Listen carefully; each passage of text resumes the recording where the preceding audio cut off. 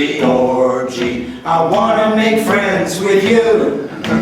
After the orgy, I wanna be friends with you. After the orgy, I wanna be your friend. I wanna be your friend. I wanna be your friend. I wanna be your friend. After the orgy ends, I wanna be your friend. I wanna be your friend. I wanna be your friend. And what are you gonna do after the orgy? I wanna replay with you. After the orgy, I wanna eat something too. After the orgy, I wanna be your child. I wanna be your child. I wanna be your child. I wanna be your child. After we pet and ball, I hope that won't be all. Why won't you give me a call? I wanna be your child. What are you going to do after the orgy? I wanna go dancing too. After the orgy, take me along with you. After the orgy, I wanna be your mate. I wanna be your mate. Don't get rush you dead. I wanna be your mate. After the orgy ends, I wanna be your friend. I wanna be your friend. I wanna be your friend. I wanna be your friend. Orgy ends, I wanna be your friend.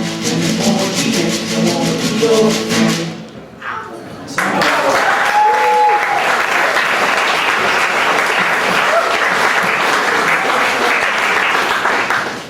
When I was a child, my favorite hymn, and every other Protestant kid's favorite hymn that I knew was backwards, was Onward Christian Soldiers, because it was about soldiers and we were children and we thought that was cool.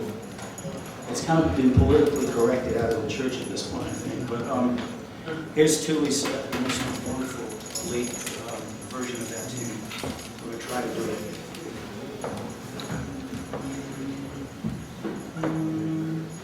Backward Jewish soldiers strolling back from war, hug your Gentile brothers as you've done before.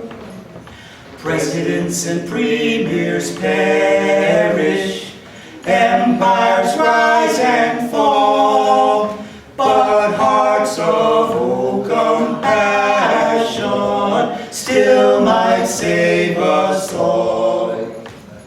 Yeshu and Kohelet blend wisdom and fresh love.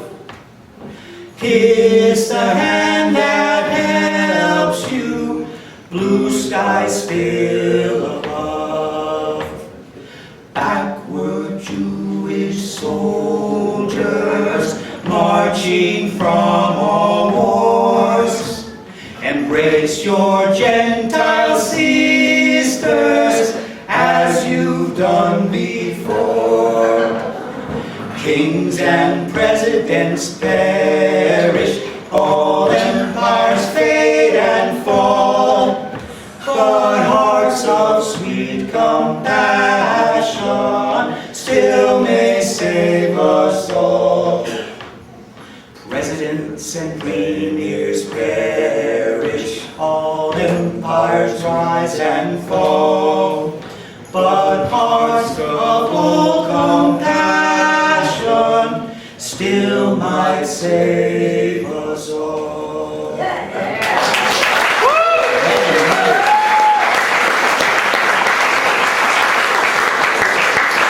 Okay, we'd like to bring up Ed Sanders to join us for a number.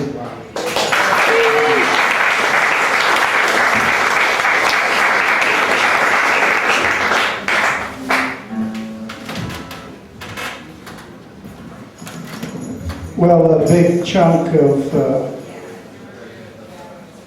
has been torn from the edifice of my life. And this is the first song right around the time that Tuli wrote Nothing and What Are You Gonna Do After the Orgy. I came up with this song. And it's was really the inspiration for the Fugs. It was Ah Sunflower Weary of Time, which Allen Ginsberg in 1948 heard the spirit of William Blake chant in an apartment in Spanish Harlem. So, Ah Sunflower Weary of Time, Tuli.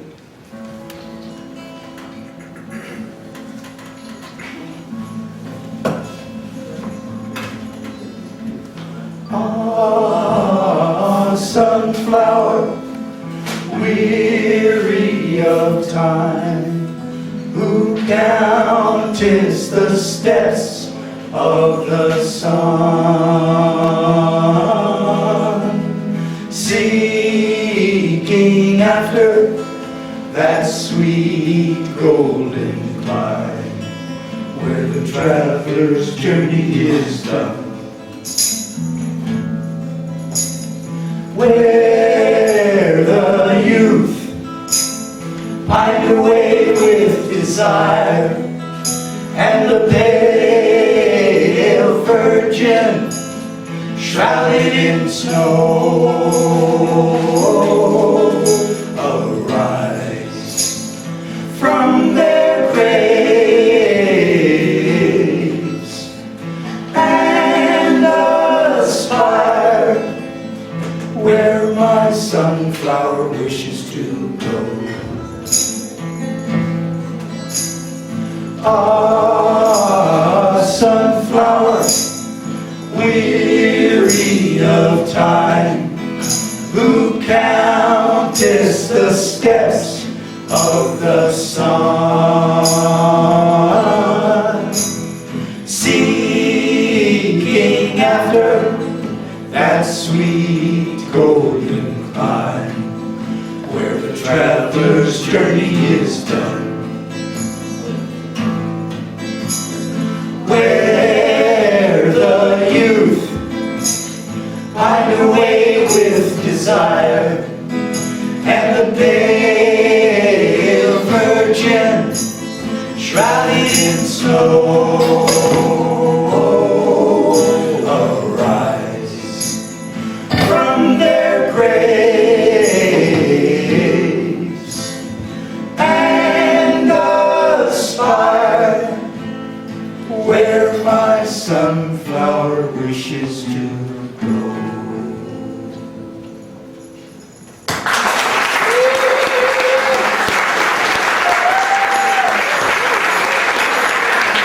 Happy birthday to you.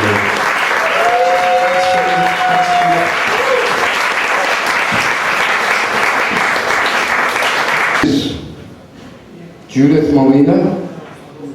No? Yes? Please.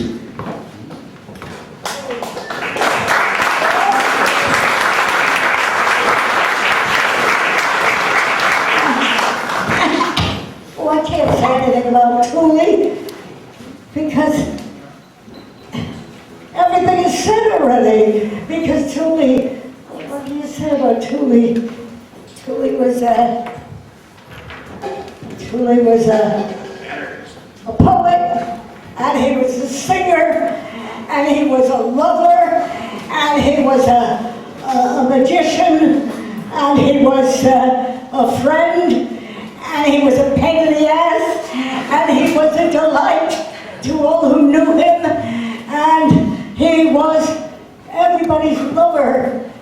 And if there's anybody here who isn't Tuli's lover, they should get out right now.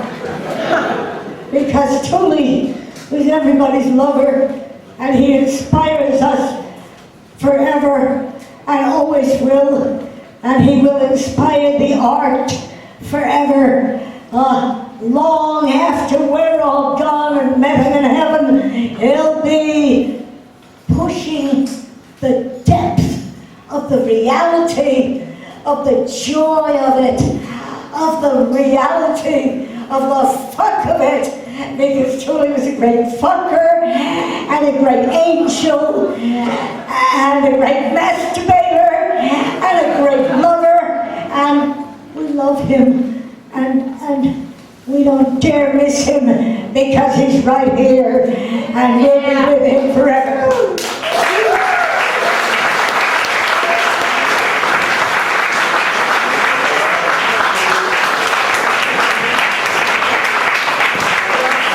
Next is Valery Osteanu. In search of the radical time past. I do vividly remember Tuli selling books and cartoons on Spring Street, Tuli getting naked on the rooftops, reading with Tuli, my Soho Boho guru, Tuli, turning poems into revolution songs, sarcastic, anarchic, Pacific poet on the spot, full-time beatnik, stand-up hobo bohemian. Tuli knew how to kiss the radical mind, how to fuck with the rebellious mind. Teach yourself fucking, his latest book. Tuli turned absurd cliché into lotuses. He taught his Russian slippers rhythmical dance. We all crashed with him that gravitational twirl, jumping secretly off the Manhattan Bridge. Tuli scribbling and drawing anarchy cartoons, while Fugs was spreading the virus of freedom for more than half of the century. Tuli singing, Tuli vocalizing, Tuli chanting, Tuli asking questions on cable TV, Tuli writing 53 poetry books, Tuli omnipresent in my memory. Tuli has kissed the hippie sky. Thank you. I'm Valery Osteanu. Since I'm the Yiddish stick person, and I did find this encryption. If this were the world, Tuli, you'd be the Rebbe, and I'd be the student. You'd be the artiste, and I'd be the peddler. You'll eat honey, I'll eat locusts. You'd talk of paradise or the commune. I'd talk of the wall or the price of herring. Shlemiel, shlemazel. If this were the world would be good, and the world wouldn't exist. Morn, noon, night, broken, nada, broker. Thank you.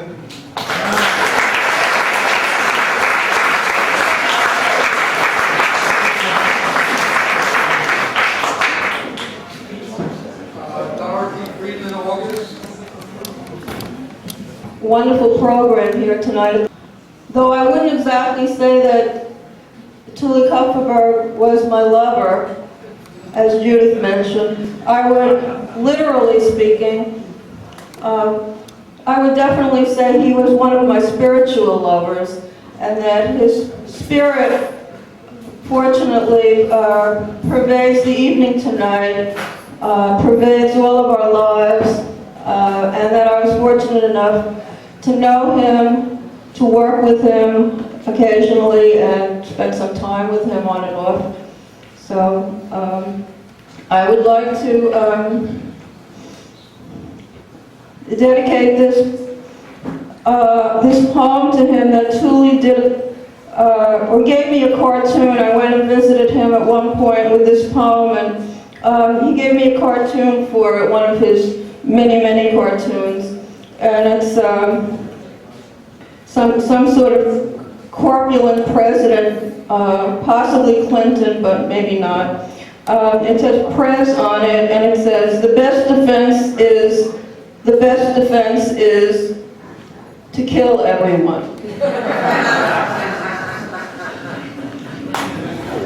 And it was published quite a few years ago in a paper now defunct that Tuli and I both worked for called Downtown, published by James Ransom-Brink. And the poem goes like this. As if. As if the children in Afghanistan are not our children. As if the marches hadn't already happened. As if we are not echoing Vietnam and Nagasaki. As if we can escape our own brutality. As if the Israelites weren't fleeing to Jerusalem. As if the world weren't coming to an end. As if meditation were the answer, or medication, or mediation. As if living simply were the answer, or singing, or worshiping Buddha. As if our offspring were not all stunted by the fastidious blends and byproducts of last century's karma. As if battered women and child abuse were really another issue. As if the war at home and the war abroad were separate, disconnected entities. As if changing the TV channel could erase the truth about our complicity in the destruction of the planet. As if the Israelis are not our children. As if the Palestinians are not our children. As if the Rwandans are not our children. As if the Albanians are not our children. As if the Serbians are not our children. As if.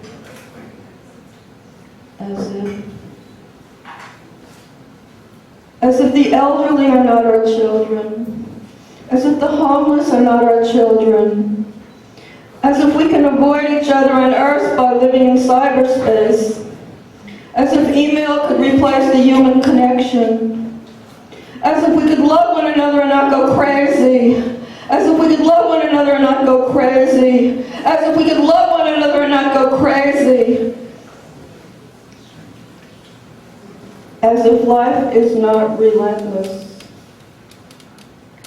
As if we could ever be in paradise again. As if the war in Afghanistan will give the president higher ratings. As if the cartoons were any less violent. As if bin Laden is only bloodthirsty, territorial, and savage. As if the president is only bloodthirsty, territorial, and savage. As if we are all not bloodthirsty, territorial, and savage. As if we could flee to Jerusalem.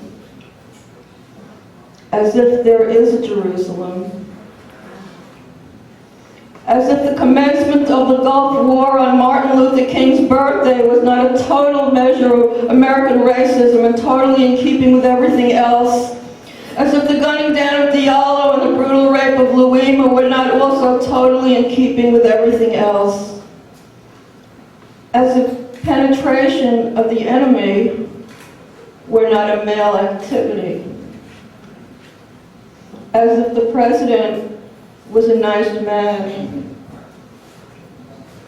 As if the media ever really told the truth. As if. Thank you, Tuli, for looking at my poem. And thank you, Tuli, for helping me with the poem. And thank you for just being Tuli. Thank you.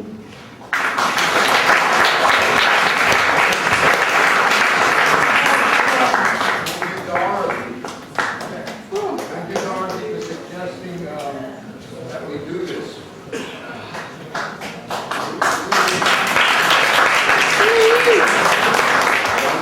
Okay. Danny Schott. Danny Schott?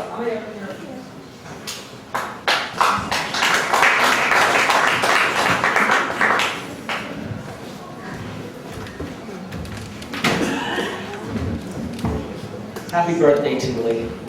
I fell in love with the Fugs when I was like in 6th grade.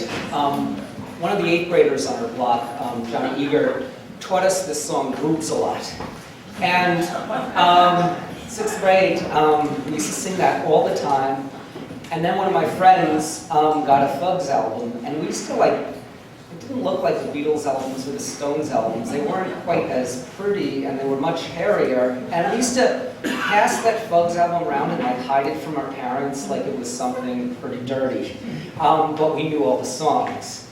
And I didn't really have a concept of Tuli as an individual, probably until my freshman year of college. And I got this book called The Beat Scene, and I got it at a used bookstore, and it had Jack Kerouac on the front of it, and it looked really cool, lots and lots of pictures. And there was this guy, Tuli Kupferberg, and somebody told me, oh yeah, he's the guy from the Fugs. And his name stood out to me because it was different. And his picture, he just looked different than everyone in this Beat Scene book. But he had this poem.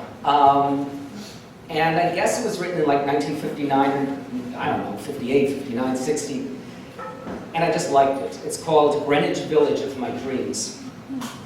A rose and a stone, chariots on the West Side Highway, blues in the Soviet Union, onions in Times Square, a Japanese in Chinatown, a soup sandwich, a Hudson terraplane, chess in a Catskill bungalow, awnings in Atlanta, Lewiston Stadium in the blackout, Brooklyn beneath the East River, the waves pass over, the Battery in startling sunlight, Klein's in Orbach, Love on the Dole, Roosevelt not elected, Hoover under the 3rd Avenue L, Joe Gould kissing Maxwell Bodenheim and pulling on his pipe, Edna Millay feeling Edmund Wilson, Charlie Parker and Ted Jones talking in Sheridan Square Park, and it's cold, man. The Cedar Bar with cedars in it and autos crashing against the cedars. The Chase Manhattan Bank closed down for repairs to open as the new Waldorf Astoria.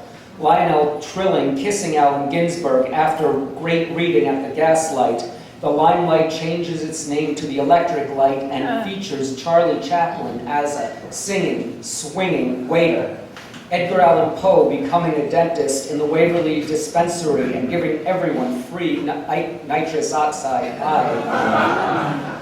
Lewis getting thrown out of Lewis's, San Remo stepping up to the bar asking for a wet martini, the Charleston on Charles Street featuring My Sister Eileen and the Kronstadt Sailors, Max Eastman and John Reed buying Gungawala hashish candy at the German Delicatessen on 6th Avenue and West 4th Street, tourists bringing pictures to sell to artists in their annual disposition, civilians telling cops to move on, coffee houses that sell brandy in their coffee cups, Eugene O'Neill insisting on coffee, John Barrymore in off-Broadway Hamlet, Walt Whitman cruising on MacDougal, Ike and Mamie drunk in Minettas, Khrushchev singing Peacock, soldiers in a circle with a balalaika, everybody kissing and hugging and squeezing, Khrushchev and Eisenhower, a big fat kiss, the world and art, life a joy, the village come to life again.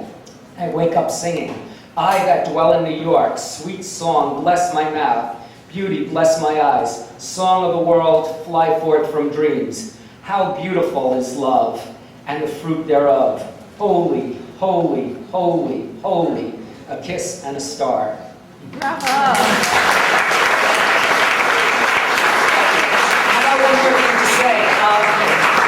Right now I'm not Danny Schott, I'm my friend Elliot Katz. Elliot Katz is a good friend of mine, and he couldn't make it today, but he asked me to say to everyone what he wanted to say. So I'm basically going to read, and I can't read it exactly in the voice of Elliot's, but here it is. Recalling Tuli. I'm sorry that because of some personal health issues, I'm not able to be with you tonight to help celebrate the life of a friend that I deeply admired as both a great writer and an amazing person. Tuli Kupferberg was a real lifelong inspiration for those of us trying our best to mix poetry and politics in interesting and imaginative ways.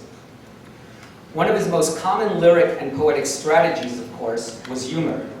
And Tuli was as funny as anyone, in person, on the page, and on the stage. But one of my favorite times hanging out with Tuli revealed the serious intentions that were almost always at his core. It was when I went to see him open up at Irving Plaza, I think, for the Plastic People of the Universe. In this well-known underground Czech band's first trip to New York after the 1989 Velvet Revolution in Czechoslovakia and the fall of the Soviet Union. the Plastic People had been an inspiration to major Czech activists like Václav Havel, and the Fugs had been one of the Plastic People's musical influences, so they invited Tuli to open the show. There were about 600 people in the audience, and it seemed from conversations that I was overhearing while walking around that about half were Czechs newly living in or visiting New York. At this point in time, only recently having been freed from an oppressive system that had ruled under the name of quote-unquote socialism, and that had often coerced writers into celebrating that restrictive system, most of the Czechs in the audience almost certainly were not ready to spend their bar and music night hearing too much about politics, especially leftist politics. Even I was a bit surprised then when Tuli did something I'm sure nobody was expecting. In his typical absurdist fashion, this time absurdist, especially for this particular context, Tuli spent the first 10 minutes of his 20-minute set giving an insightful and completely serious lecture, completely serious, about how the Soviet Union had twisted and distorted Karl Marx's original democratic socialist idealism. The audience was quiet, unsure of how to respond. Then Tuli did 10 minutes of his funny Paris songs, which the audience, both American and Czech, loved and loudly applauded. To me, that was Tuli, sticking with his principles, speaking truths in the service of a better and a freer world, and offering up surprises in every environment. Along with many, many thousands around the world, I really miss him, and I feel very lucky that we will have his forever important voice with us in books and journals and on so many great Fugs and personal recordings. Because Tuli almost always brought current political events into the room, I wanted to end with a short political prose piece that I wrote a few months ago, partly with Tuli's sense of humor and irony in mind. It's called Smoke-Filled Back Room. President Barack Obama invited George W. Bush to the White House for a meeting on Afghanistan. Obama wanted to know all about his predecessor's Afghan war strategy so he could make the best possible decision on the next steps. After cigarettes, coffee, and some small talk about their families, Obama asked Bush for the full rundown. I went to Afghanistan to get the evildoers. Well, that sounds like a strategy I can build on. Happy birthday to you.